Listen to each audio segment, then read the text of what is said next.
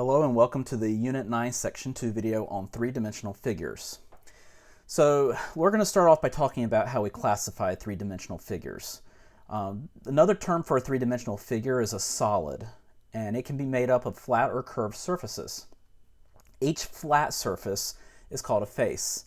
An edge is the segment that is the intersection of two faces.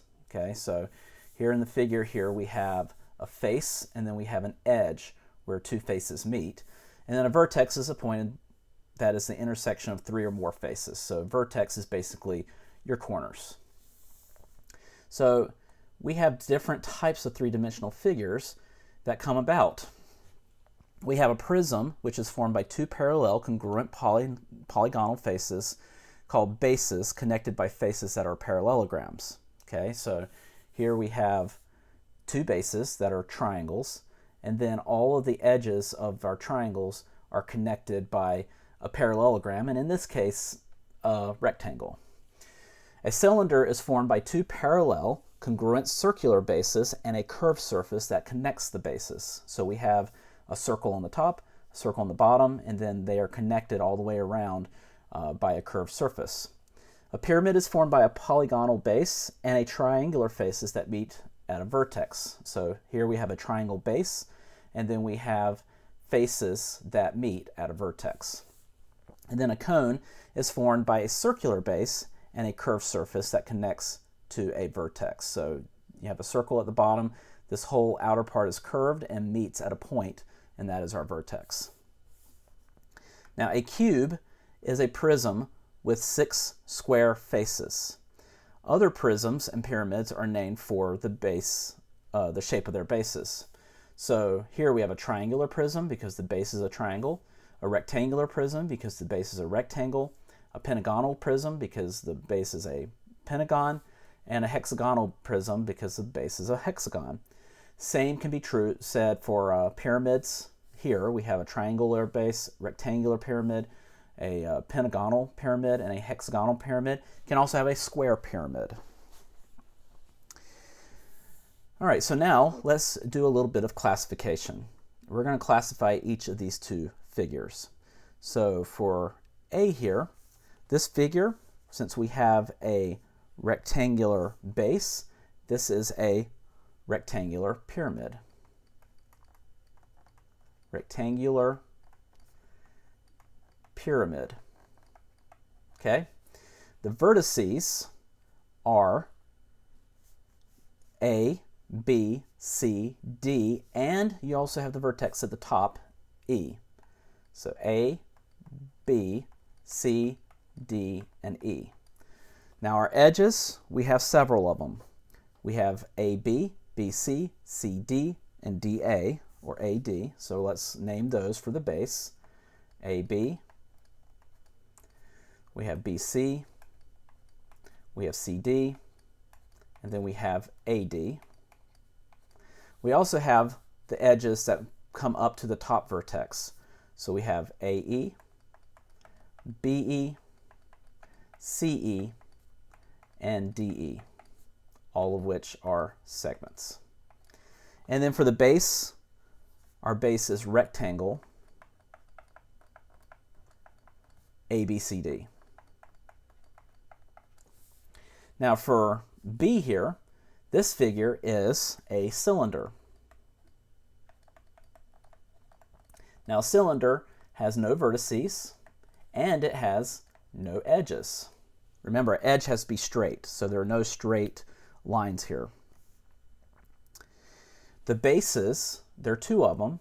You have circle P and you have circle Q as your two bases.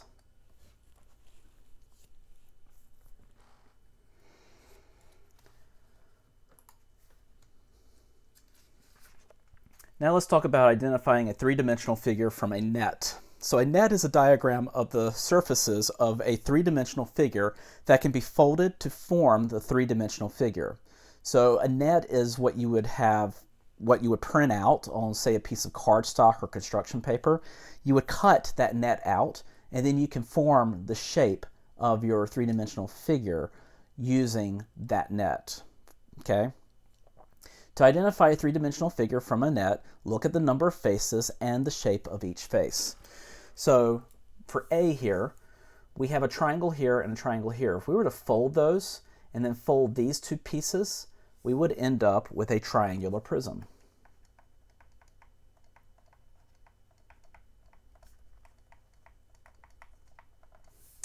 For B here, we have a square, and then if we were to fold up all four of these triangles, we would end up with a pyramid. So we would have a square pyramid.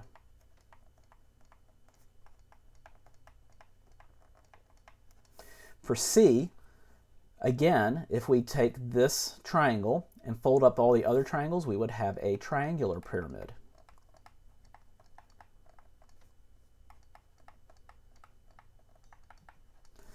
And then finally, here, if we were to fold these two and wrap the middle part around, we would have a cylinder.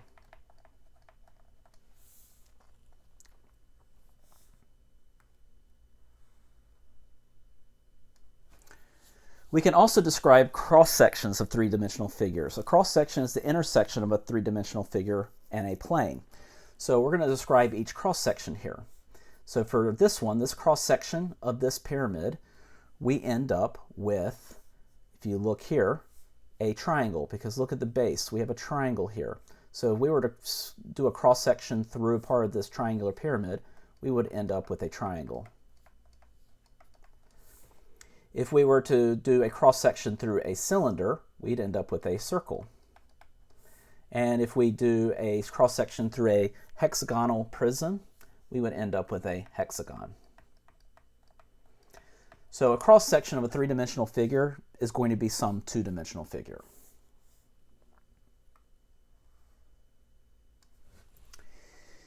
Now let's talk about how to find the volume of a prism. The volume of a three-dimensional figure is the number of non-overlapping unit cubes of a given size that will exactly fit the interior. So here I have a Rubik's Cube, and this Rubik's Cube can be built out of 27 unit cubes, so it has a volume of 27 cubic units. Cavalieri's principle states that if two three-dimensional figures have the same height and have the same cross-sectional area at every level, they have the same volume. So here we have one plane going through this prism and this prism. Since the cross-section is the same for both, and both prisms are the same height, then both of these prisms will have the same volume. So the volume of a prism is the base area times its height. So whatever the area is of the base, so here is a triangle, so you know that the area of a triangle is 1/2 times the base times the height of the triangle. You would take that value and multiply it by the height to find the volume of this prism. If you have a square prism, then you would find the area of the square by doing side times side, and then multiply it by the height of the prism. The volume of a rectangular prism is the volume of the length times the width times the height, because the length times the width gives you the area of the base, and then you multiply it by that height. The volume of a cube is side times side times side, because the area of the base is side times side, and then you multiply it by the height, which is also the same length as the side. So then you end up with side cubed. And that's where a cube gets its name. It's the side cubed. Or actually vice versa. That's why we call something to the third power cubed. So let's do an example. Find the volume of the following rectangular prism. Well, we know that the volume is going to be length times width times height. So the length is 10, the width is 12, the height is 8. So our volume is going to be 960 cubic centimeters, or centimeters cubed. Let's find the volume of a cube with edge length of 10. Well, the volume of a cube is side cubed, which is 10 cubed, which would be 1,000 centimeters cubed. For example 6, let's find the volume of a rectangular pentagonal prism with a base edge length of 5 meters and a height of 7 meters. And we're going to round our final answer to the nearest tenth. So to find the apothem of the base, we're going to do our right triangle. And if you remember from before, we're doing tangent of 36 degrees is equal to opposite over adjacent. So our opposite is 2.5, and our adjacent is our apothem.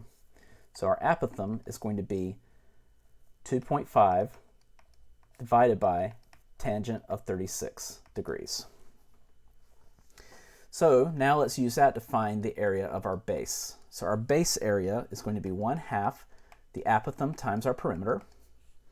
So that's going to be 1/2 2.5 tangent of 36 degrees times 25. Now, here you would have put everything in your calculator and found an approximate answer. But since we still have to multiply by the height, we're going to do all the numbers except for the tangent of 36 degrees. We're going to leave that by itself. So if you do everything that's not the tangent of 36 degrees, you're going to end up with 31.25, and then the tangent of 36 is still going to be in the bottom. You don't want to round until you get to the very last step. So the volume is going to be our base area times our height.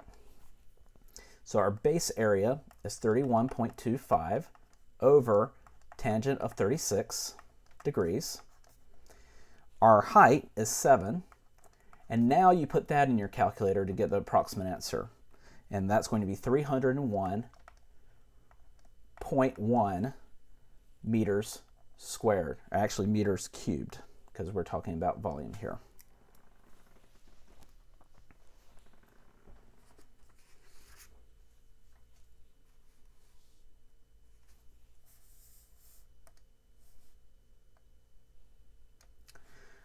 Cavalieri's principle also relates to cylinders. The two stacks have the same number of CDs here, so they have the same volume. So the volume of a cylinder is going to be your base area times your height, but in the case of a cylinder, our base area is more specifically pi r squared because our base is going to be a circle. So to find the volume of the following cylinder, we're going to give our answer in both in terms of pi and rounded to the nearest tenth. So the volume of a cylinder is pi r squared times h. So our volume is going to be pi times h squared times our height, which is 12. So in terms of pi, that's going to be 768 pi centimeters cubed, which is approximately 2,412.7 cubic centimeters. In example 8 here, we want to find the volume of a cylinder with base area of 36 pi inches squared and a height equal to twice the radius. So, to find the height, we need to first find the radius because it's in terms of the radius. So we know that pi r squared is our base area, and our base area is 36 pi. If we divide each side by pi, we get r squared equals 36, and then take the square root of each side and we get r is 6. So our radius is 6 inches. To find the height, we're told that the height is twice the radius. So therefore our height is 2 times 6 inches. So our height is 12 inches. So now we can find our volume. Our volume is pi r squared h. And we found what our radius is. Our radius is 6. That's going to be squared. And our height is 12. And so our volume in terms of pi is going to be 432 pi. And our units inches cubed. And that is approximately 1,357.2 cubic inches.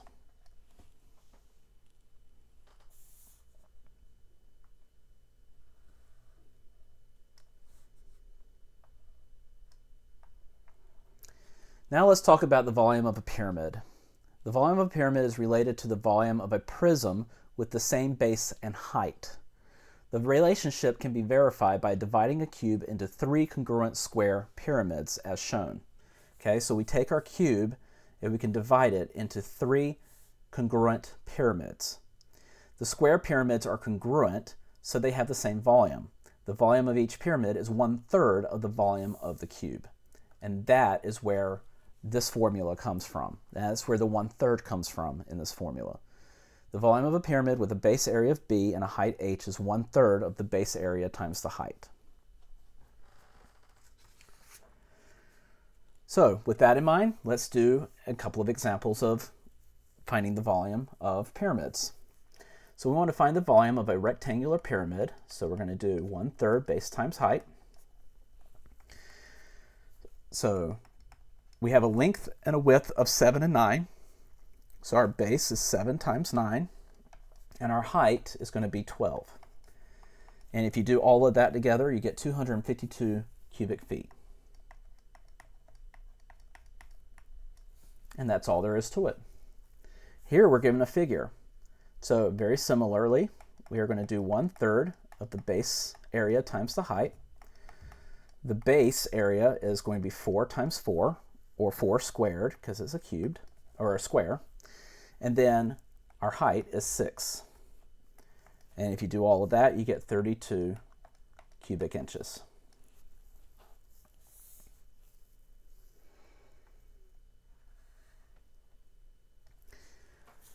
Now, the same way we found the volume of a pyramid being related to the volume of a prism with the same base and height, the same relationship exists between a cone and a cylinder with the same base and height. So the volume of a cone with a base area of B, radius r, and height h is 1/3 base times height, just like with a pyramid. But since the base we know is a circle, it's going to be 1/3 pi r squared h. So for example 11, let's find the volume of a cone. So that would be 1/3 pi r squared h. And we're told that the radius is 5, so that's 5 squared, and the height is 12. And you do all of that math, and you get 100 pi centimeters cubed, which is approximately 314.2 cubic centimeters.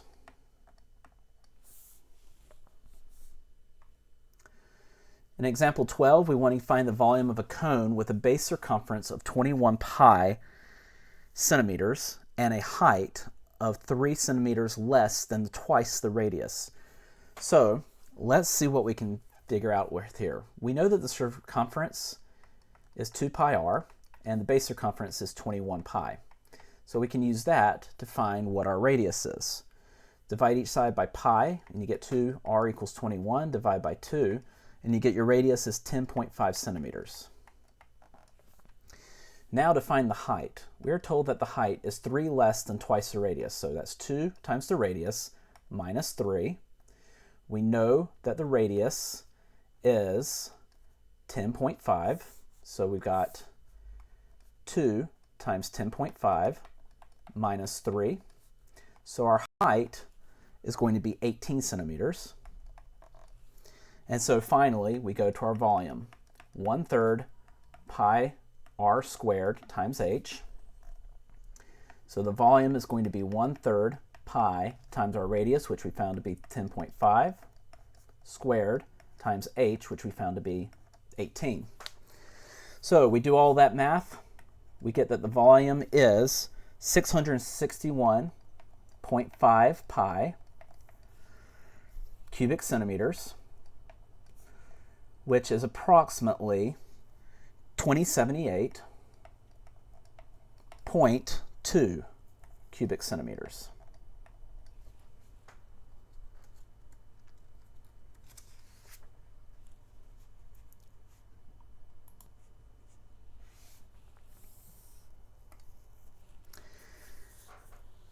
All right, moving on to volume of a sphere. A sphere is the collection of points in space that are a fixed distance from a given point called the center of the sphere. Just like all the points going around a circle are a fixed radius, well, we have the same with a sphere. The radius of a sphere connects the center of the sphere to any point on the sphere. A hemisphere is half of the sphere, and the great circle divides the sphere into two hemispheres. So if you think about it in terms of an application, think about the planet Earth. We have two great circles that divide the planet Earth, or at least two well-known great circles. One is the prime meridian, which that one does get a little messy as you go across the Pacific Ocean because the international dateline does kind of jog back and forth. But if you were to follow the prime meridian all the way around the Earth, that would be a great circle. The other great circle that is pretty well known is the equator. The equator is a great circle that divides us into northern hemisphere and southern hemisphere. Just as the prime meridian divides the eastern hemisphere from the western hemisphere. Now the figure shows a hemisphere and a cylinder with a cone removed from its interior. Okay, so this is a little bit more complicated, but kind of follow the process here because this also utilizes Cavalari's principle. The volume of the hemisphere is equal to the volume of the cylinder minus the volume of the cone. And that gives you the volume of a sphere. Okay, I won't get into the details too much on this. You can kind of look more of that up for yourself. But the 2/3 does come from a place, and that is the volume of a cylinder minus the volume of a cone. You have a full thing, subtract 1/3 of it, and you end up with 2/3 being left over. So that's where the relationship is. So the volume of a sphere with a radius r is 4/3 pi r cubed. So for example 13, we want to find the volume of the sphere. The volume is 4/3 pi r cubed. So we have 4/3 pi times the radius, which we're told here is 9 cubed. And so you end up with 972 pi. And the units here are going to be centimeters cubed. In example 14, we're going to find the diameter of a sphere with volume of 972 pi inches cubed. Okay, well, we just found that, so we would imagine, just knowing what we just did in example 13, that we should get a diameter of 18, which is twice the radius. But let's do the math and see if it works out. So we have the volume, which is 972 pi. That's going to be equal to 4/3 pi times our radius cubed.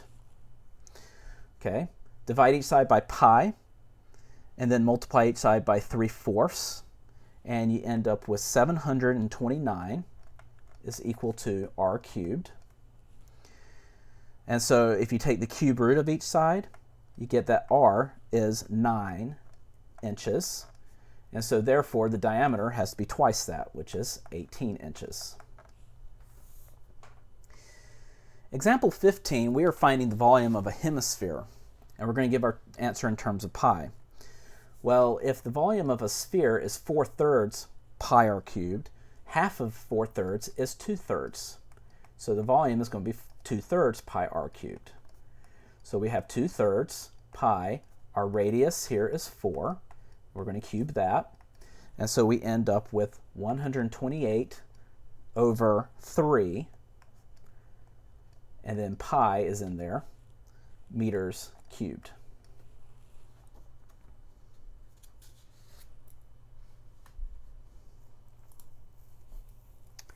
Now let's talk about the surface area of a sphere. In the figure, the vertex of a pyramid is at the center of the sphere. The height of the pyramid is approximately the radius of the sphere. Suppose the entire sphere is filled with n pyramids that each have the base area b and the height of r. You can determine that the volume of a sphere is going to be n times 1/3 br. And if we take that volume of a sphere and we multiply each side by 3, divide by r, where we end up with 4 pi r squared is equal to n times the base area. So if the pyramids fill the sphere, the total area of the bases is approximately equal to the surface area of the sphere. So the surface area is 4 pi r squared. As the number of pyramids increase, the approximation gets closer to the actual surface area.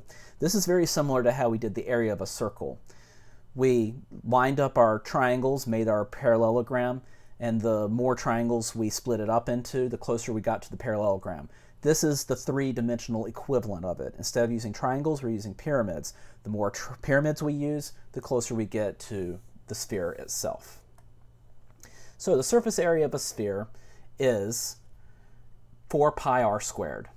And it's a surface area. It's what the area of the outside of the sphere is. So it is going to be in square units. So for example 16, we're going to find the surface area of a sphere with diameter of 10. So surface area is 4 pi r squared. So we need the radius here. Well, the radius is just half of the diameter, which in this case is 5. So we're going to do our answer in terms of pi. So 5 squared is 25. 25 times 4 is going to give us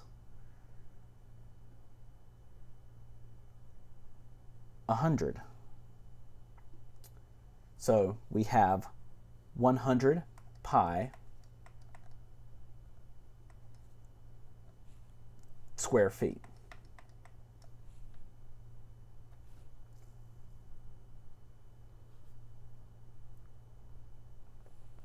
In example 17, we're going to find the volume of a sphere with a surface area of 144 pi meters squared.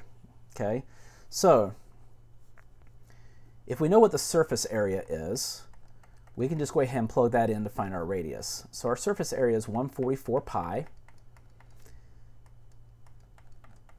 And so we can divide each side by 4 pi. That gives us 36 is equal to r squared. So r is 6. So our radius is 6 here. So now we're going to plug that into our volume. Our volume is 4/3 pi r cubed. So that's going to be 4/3 pi. Our radius is 6, and we're going to cube that. So that's going to give us a volume of 288 pi meters cubed.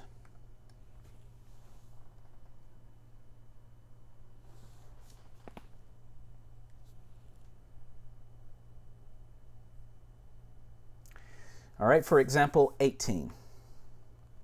Find the surface area of a sphere with a great circle that has an area of 4 pi inches squared. So we know what the area of the circle is. So we know that the area of a circle is pi r squared. And in this case, the area is 4 pi. Divide each side by pi. You got 4 equals r squared. So r equals 2. So the surface area is going to be 4 pi r squared. So the surface area here is going to be 4 times pi times our radius, which is 2, squared. And when you do that, you get 16 pi inches squared.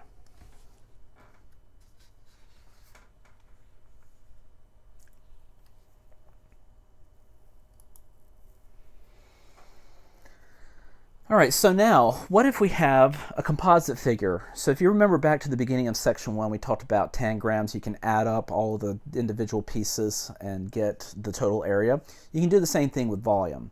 So let's just do a couple of examples and you'll see how this works. So in example 19, we want to find the volume of this composite figure.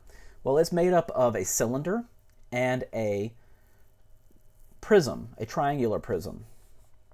So let's find the volume of the prism first. The volume of a prism is base area times height. So that's going to be 1/2 of the base times height of the triangle. So the base here is 8, the height here is 6. So we can do 6 times 8. And then we're going to multiply it by the height of the prism, which is 9. And so that gives us a volume of 216 square meters. Or cubic meters, I should say.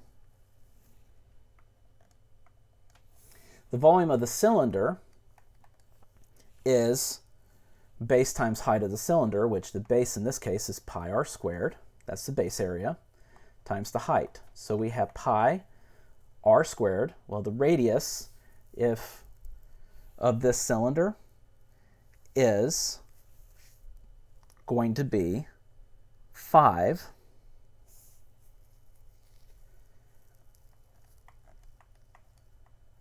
and the height is also going to be 5.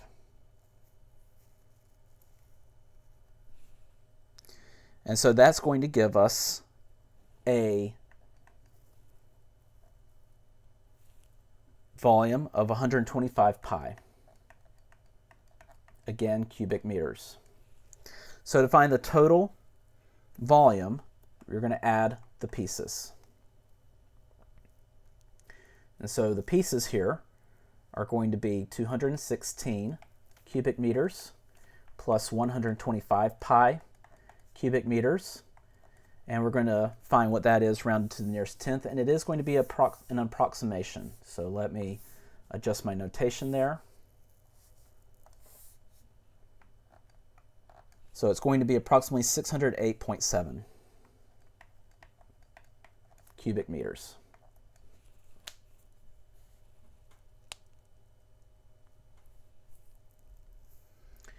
All right, let's move on to the volume of this composite figure.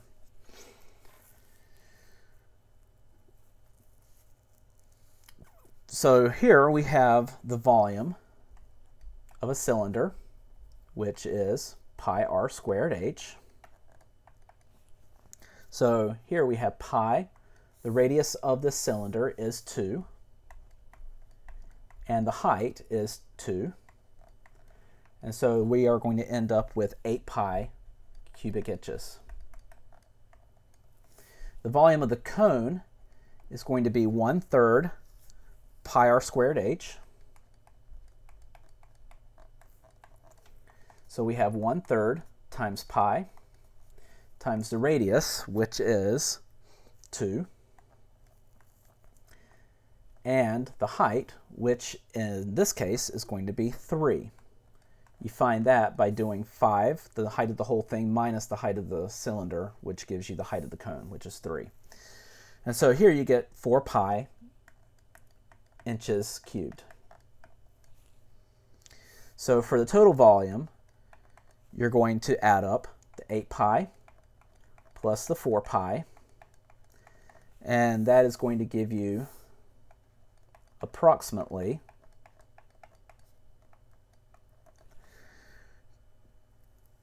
37.7 inches cubed.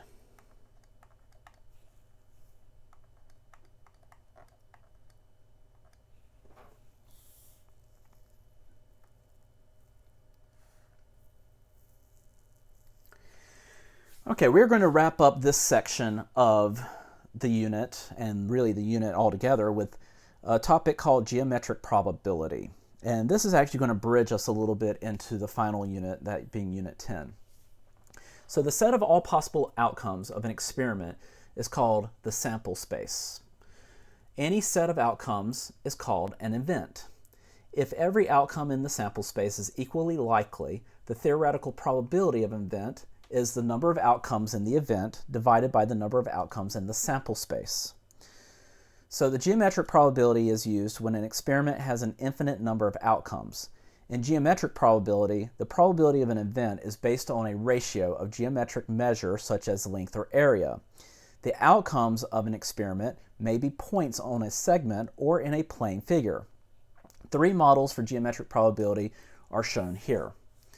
So if we're talking about length, the sample space would be all points along this entire line segment. The event is all points on line segment BC. So the probability of having a randomly selected segment or selected point on segment BC is BC divided by AD. The part of the segment that we are interested in divided by the whole thing. You can do the same thing for angle measure. All the points in the circle are my sample space. All the points in the shaded region is my event, or my area of interest. So we take the measure of the angle divided by 360. That should sound familiar because it's basically sector area. And then to find the area, we're going to say all the points in the rectangle are our sample space. We're interested in the points in the triangle, so the probability of selecting a point in the triangle at random is the area of the triangle divided by the area of the rectangle. So let's put these concepts to practice. We're going to do one of each type. So in example 21, a point is chosen randomly on segment AD. We're going to find the probability of each event. So the probability that a point is on AC, we're going to take the probability, it's going to be AC divided by AD. So AC is 4 plus 3, which is 7. AD is 4 plus 3 plus 5, which is 12. And so the probability of randomly selecting a point somewhere between A and C is 7 out of 12. So that's a little bit more than 50%. The point is not on AB. So to find the probability of the point not being on AB, we have to find the probability that it is on AB first. Okay? So the probability of it being on AB is going to be AB over AD. So that's going to be 4 over 12, which is 1/3. Now to find the probability of it not being on AB, we are going to take 1 and subtract 1/3 from it. And that gives us the probability that's anywhere else. So the probability that you can select a point on AB is 1/3. The probability of it being anywhere else is 2/3. So you have a 2 out of 3 shot of not being on AB. You have a 1 in 3 shot of being on AB. And that all together adds to 1. Because you either have to be on AB or not be on AB. There's no in between. Now the point is either on AB or CD. So we're finding the probability that we're on AB or CD. So this is the probability it's on AB plus the probability that it's on CD. So the probability that it's on AB is 4 out of 12. The probability that's on CD is 5 out of 12. So our entire probability here is going to be 9/12, which is 3/4. You got a 75% chance of being on one of those two parts of the line.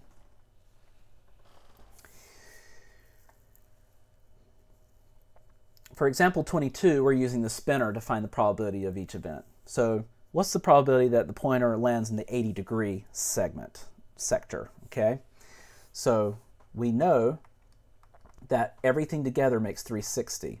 So we got 80 out of the whole, which is 360, which is going to be about 2/9 when you reduce it. The probability that it lands on 75 or 60, well, you're going to just add those. The 75 plus the 60 over 360. And that's going to give you 135 over 360, which reduces down to 3/8.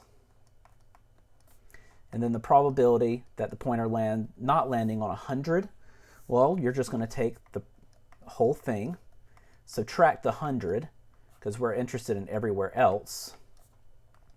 And so that gives us 260 over 360, which reduces to 13 over 18.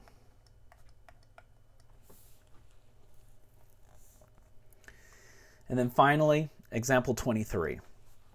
We want to find the probability that a point is chosen randomly inside the rectangle that is in each shape. So we're going to need to know the area of all these shapes in order to come up with a probability. So let's start with the area of the rectangle.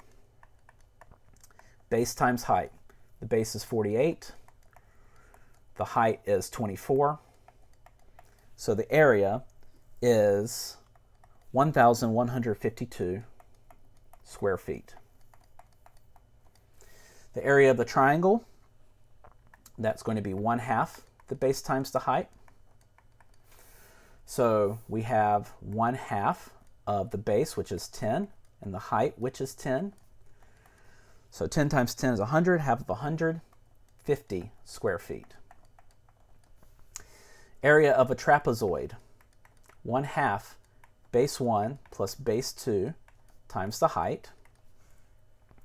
So we have 1/2 of 18 plus 12 times the height, which is 6. And that's going to give us 90 square feet. And then finally the square, probably the easiest of all, is just the side squared, which is 10 squared, which is 100 square feet. So now let's do our probabilities. The probability of landing in the triangle. Well, we know that the rectangle is the whole area, okay? So we're going to take the area of our triangle, which is 50, and divide it by our rectangle, which is 1152. And that's going to give us approximately 0.04. For the trapezoid, we have an area of 90, and we divide that by our 1152, which is the area of the whole thing, and we end up with approximately 0.08. So you have about twice the chance of landing in the trapezoid than you do the triangle. For the square, we are going to do 100 divided by 1152, and that's approximately 0.09. So about the same odds of landing in the square as the trapezoid, slightly better for the square. And then for the rest of the rectangle, so anywhere in the rectangle that's not in one of these shapes, you can either take 1 and subtract all 3 of these, or you can do it in the formula. Take the whole thing, subtract the parts you're not interested in, which is the area of the other 3, and divide it by the whole.